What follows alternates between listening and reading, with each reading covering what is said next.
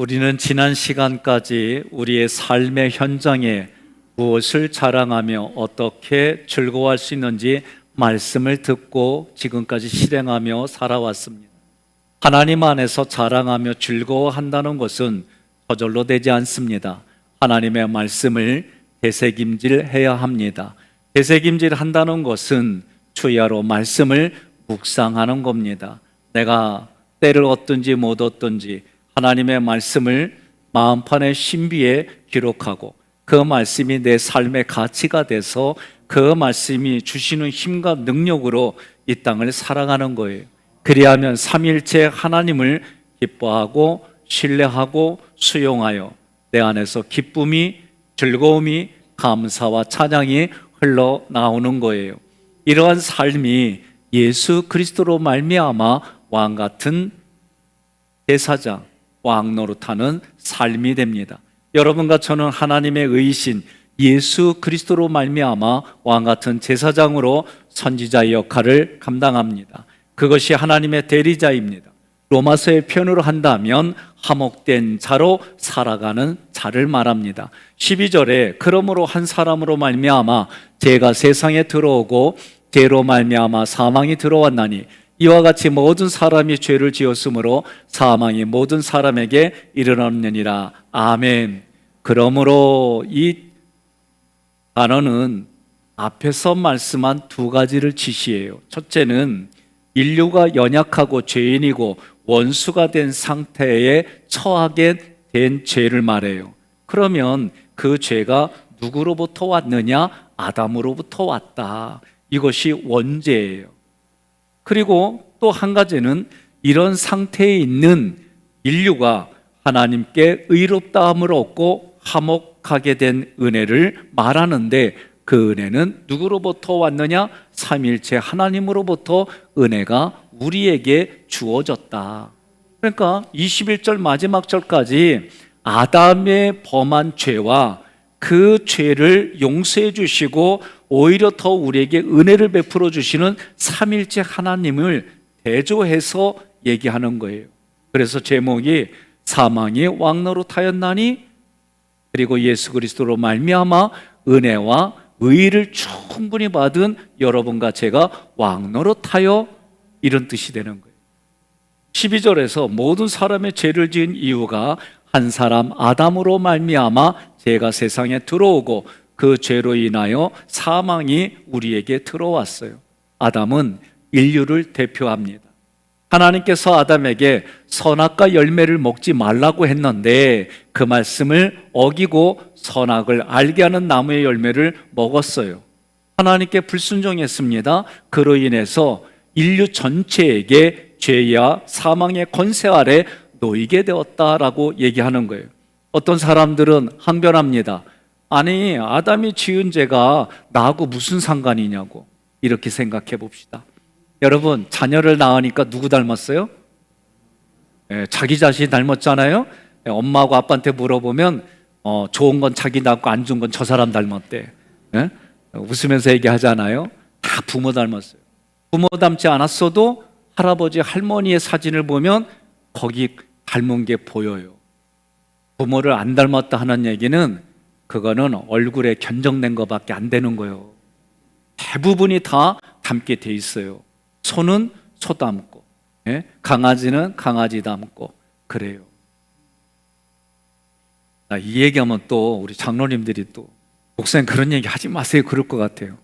어제도 말이요,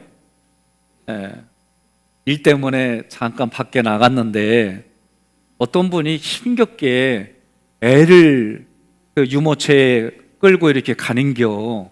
그래서 제가 아유 저 연세에 애 키우느라 힘들겠다 하고 슬쩍 보니까 멍멍이가 있어. 어쩐 일이요?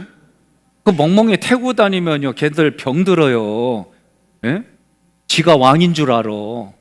어떻게 해야 돼요? 끌고 다니세요. 네 발로 겨다니게 하고.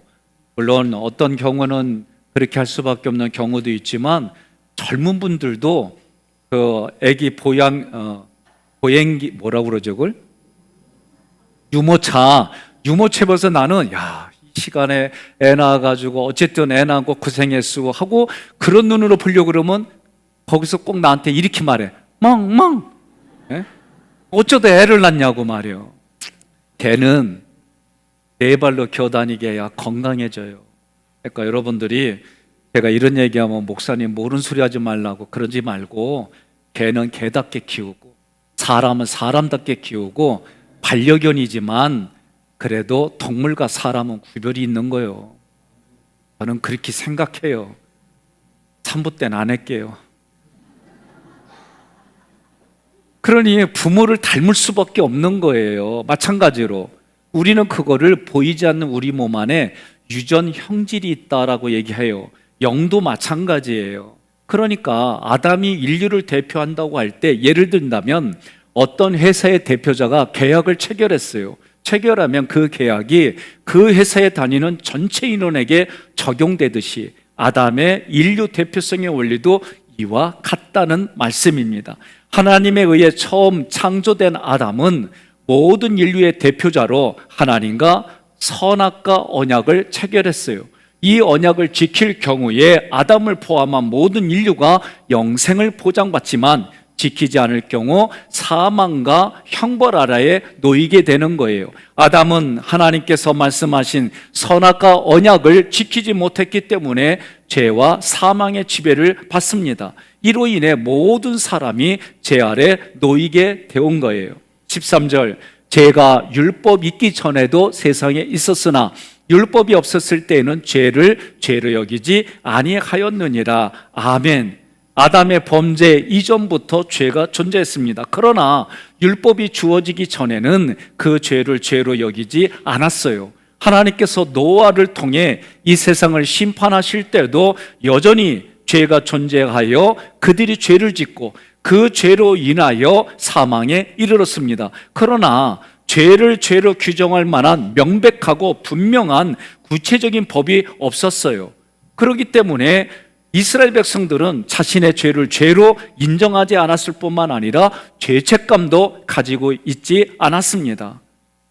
오늘 우리가 우리 삶을 보게 되면 신앙생활에 있어서 가장 어려운 삶은 자신이 죄인인 것을 깨닫고 인정하는 삶이 안 된다는 거예요.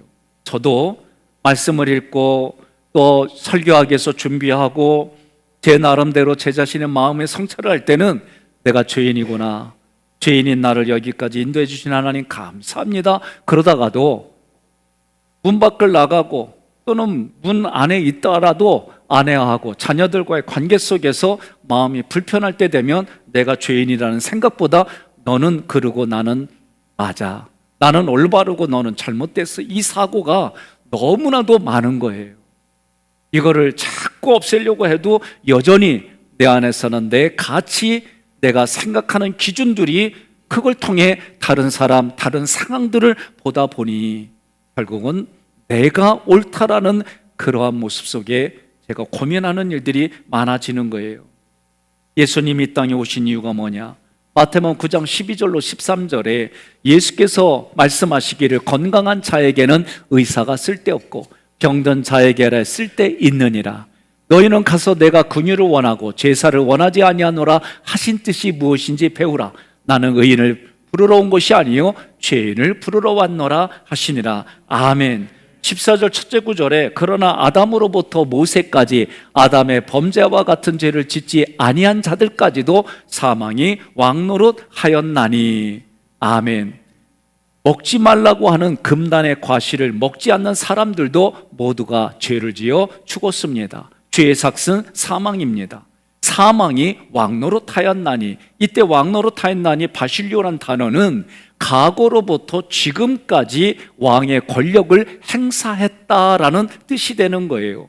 그러면서 두 번째 구절에 아담은 오실자의 모형이라 그랬어요. 인류의 대표인 아담이 하나님께 불순종하여 죄를 범했습니다. 인간이 창조되기 이전부터 존재했던 죄가 아담의 죄를 통해 모든 인류에게 퍼졌습니다. 결국 모든 사람이 죄를 지은 것이 되고 사망이 모든 사람에게 이르렀습니다.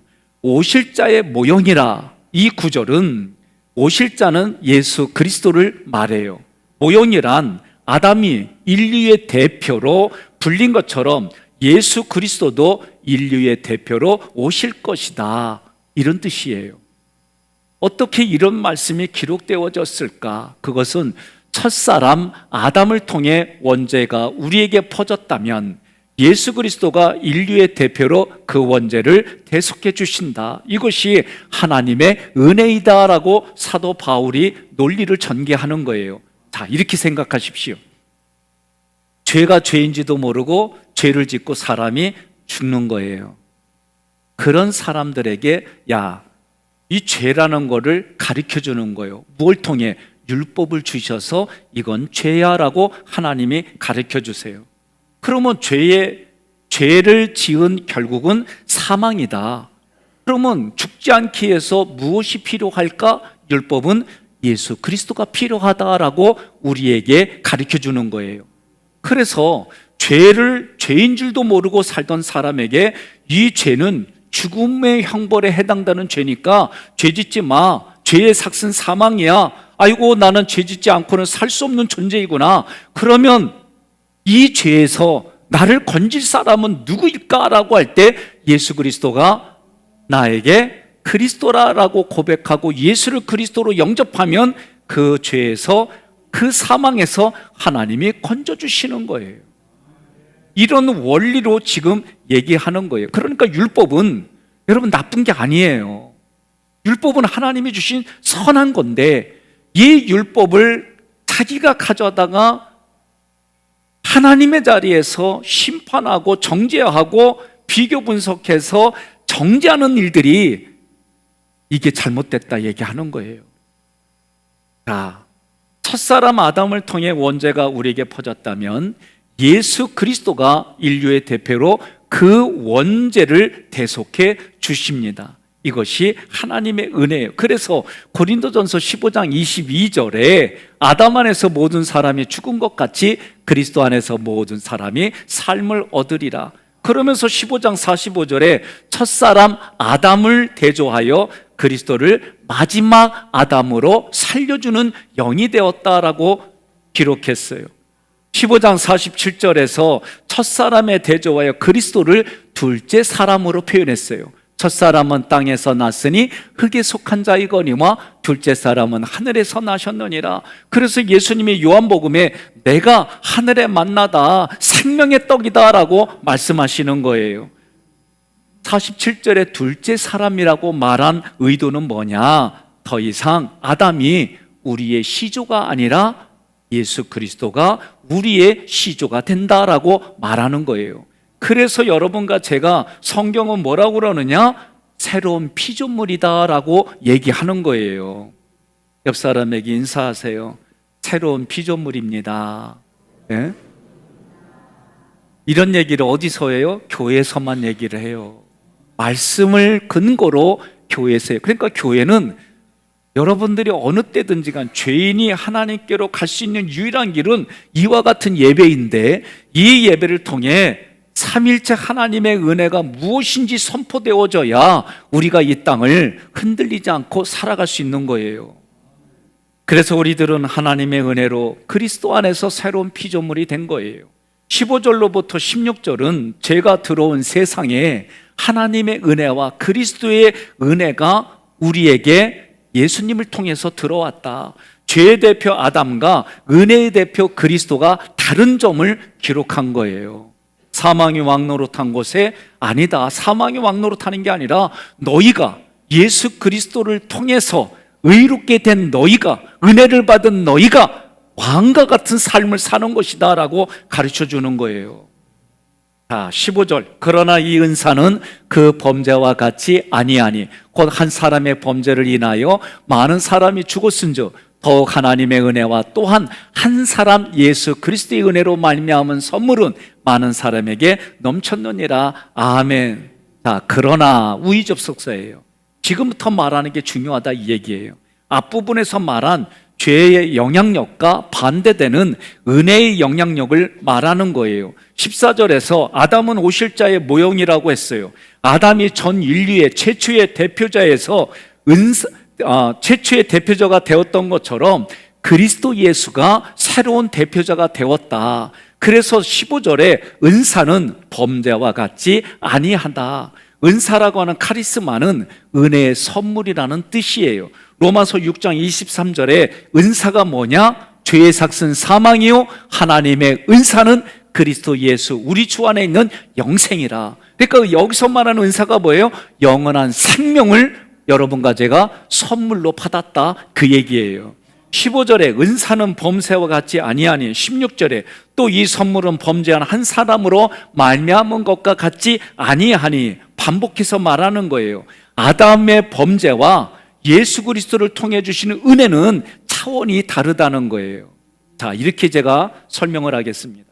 마른 모로 최고 꼭대기 아담 한 사람이 범죄하여 그의 후손들 모두에게 죄 가운데 제 영향력 아래 있어요.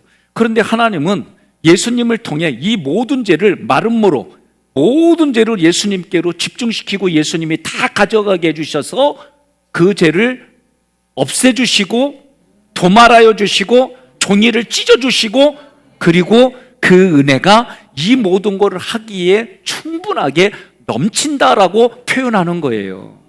그러니까 여러분과 제가 원망과 불평을 이길 수 있는 방법은 원망과 불평보다도 그것을 주신 이유를 알아내고 그것이 감사가 되고 감격이 되면 원망과 불평은 순식간에 사라져요.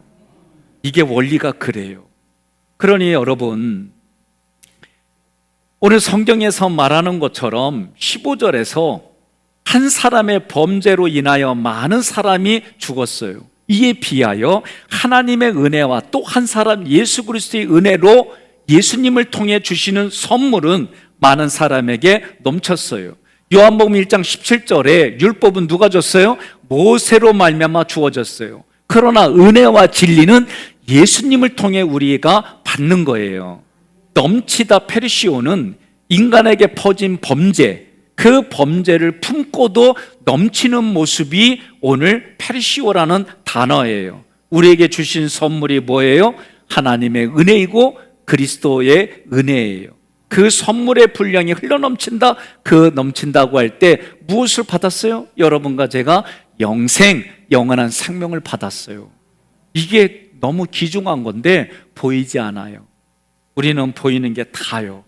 사람의 마음에 있는 것도 표현을 해도 정말 진정성을 가지고 표현해야 알아듣는 게 우리들 모습이에요. 여러분, 여러분들이 자녀일 때 또 우리의 자녀를 보면 언제 마음에 감동이 돼요? 나를 낳아주시고 키워주신 것에 감사하여, 그리고 그 감사의 반응을 보이는 모습이 달라지는 모습을 볼 때 부모님들은 마음이 흡족한 거예요. 안 그렇습니까? 저도 우리 애들이 유치원에 가서 뭘 써갖고 왔냐면 어버이 은혜 감사합니다 하고 달아줄 때 보면 참 대견해. 근데 달아주고 나면 그뿐이요. 응? 그죠? 근데도 우리는 뭐라고 그래요? 그것 때문에 기뻐하고. 그러나 진짜 마음에서 감동 오는 건 부모의 마음을 헤아리고 자녀가 마음을 다하고 뜻을 다하고 정성을 다하여 부모님을 섬기는 그 모습은 또 다른 모습이에요. 부모님들이, 많은 부모님들이 우리 때까지 그 교육은 뭐였느냐? 너희들 잘 먹고 잘 살아라 해요. 모든 그 흐름이. 지금은요, 하도 그렇게 했더니 정신이 그렇게 흘러갖고 우리만 잘 먹고 잘 살겠습니다, 그런 시대로 변했어요. 심각해요. 그런 모습을 보면서 교회는 하나님을 경외하고 부모를 경외하고 남편을 경외하고, 남편은 아내를 자기 몸 사랑하듯이 사랑하고, 이런 얘기들을 요새는 의도적으로 해줘야 돼요. 그렇지 않고서는 미래가 심각합니다. 경제 쪽에, 경영 쪽에 노벨 물리학상을 받은 분이 한국을 콕 집어서 국민연금이나 여러 가지가 망하는 것으로 보고서를 냈어요. 그 이유는 뭐냐? 인구가 줄어드니까. 인구가 줄어들기 때문에. 그러면 저 어렸을 때 학교에서 교육하던 게 뭐예요? 아들, 딸 구별 말고 하나만 낳아 잘 기르자. 그거잖아요. 그리고 나서 몇십 년 후에 하나만 낳고 하나도 낳기 싫어하는 이 시대가 됐어요. 그러니 교육은 100년을 바라보고 해야 돼요. 그 서두에 하기교회가 운동 벌이는 게 뭐예요? 그렇지, 세 사람 낳자. 육신으로 세 사람 낳고 마음으로 세 사람 낳고 3인턴 4세대 하자 외치는 거예요. 어떤 한 노년의 권사님이 오셔서 목사님 나도 애 셋 낳게. 그래서 제가 어떻게 낳으려고요? 그랬더니 사라의 은혜예요. 그랬더니 아니 마음으로 낳고요. 그러고 가셨어요. 그래요. 건강한 육신이 있는 분들은 애를 낳으시고 마음으로도 낳고 여러분 그런 인생을 살아야 돼요. 생육하고 번성하고 땅에 충만하고 다스리는 특권을 우리에게 주셨어요. 여러분 믿습니까? 예, 하나님께서 구약의 노아의 시대에 모든 죄악을 물로 씻어냈다면 지금 복음의 시대에는 모든 죄악을 은혜로 하나님이 씻어내는 거예요. 그래서 마지막 시대에는 그 은혜를 성령의 감동을 비와 같이 쏟아 부어 주시겠다고 약속하고 지금은 TV를 틀거나 라디오를 틀거나 어디에 가든지 간에 이 말씀이 홍수처럼 쏟아지는 그런 시대에 살아가고 있어요.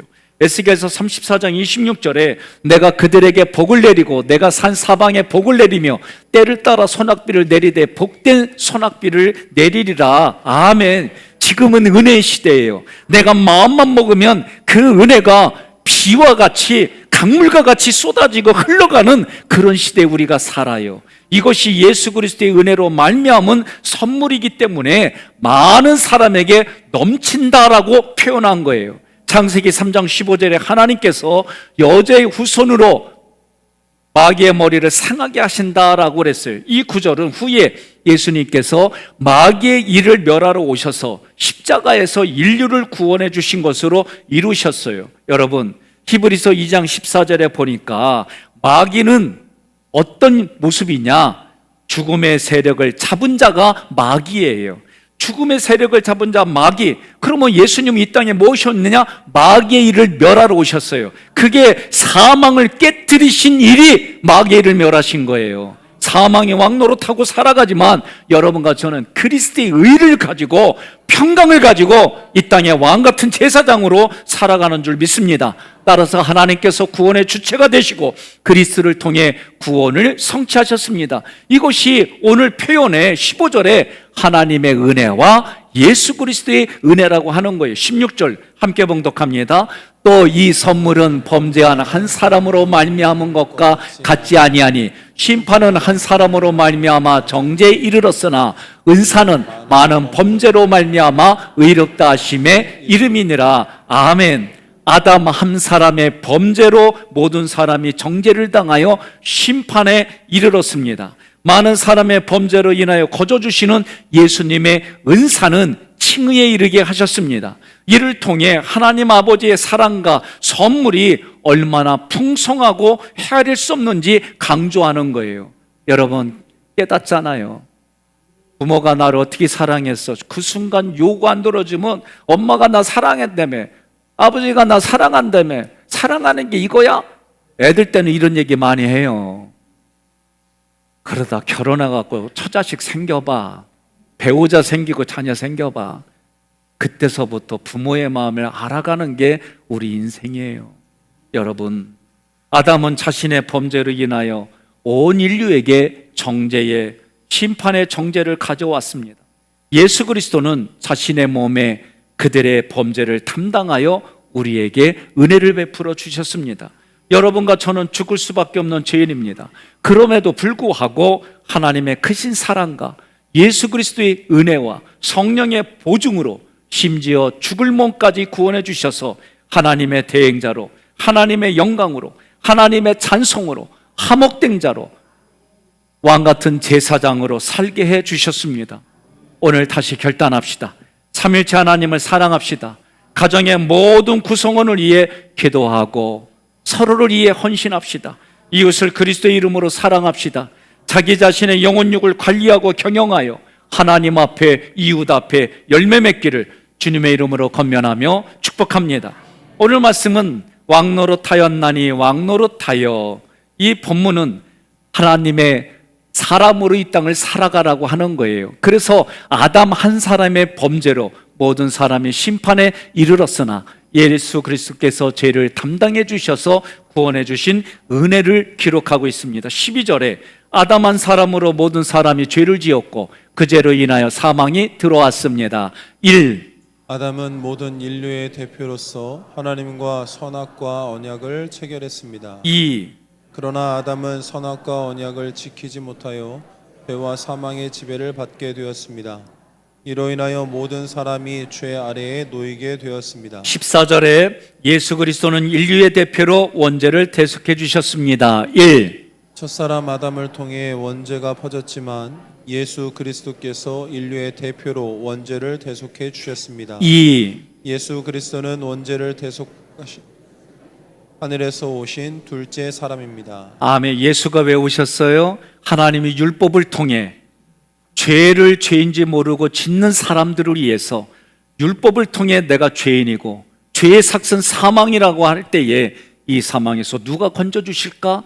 오직 예수 그리스도밖에 없다라고 하셔서 하나님이 그렇게 계획하시고 우리를 위해서 예수를 그리스도로 이 땅에 보내주신 거예요. 15절에서 아담을 통해 인간에게 죄가 들어왔지만 예수 그리스도를 통해 은혜가 우리에게 들어왔습니다. 1.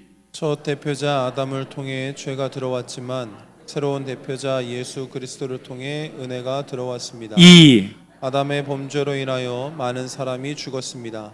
그러나 하나님께서 선물로 주신 예수 그리스도의 은혜는 많은 사람들에게 넘쳤습니다. 오늘 이러한 내용을 가지고 여러분과 제가 마음판에 신비에 기록하여 믿음으로 다음과 같은 구절들을 고백하겠습니다. 예수 그리스도께서 주신 은혜를 소유하여 하나님의 영광으로, 하나님의 찬송으로, 하나님의 대행자로 살겠습니다. 아멘.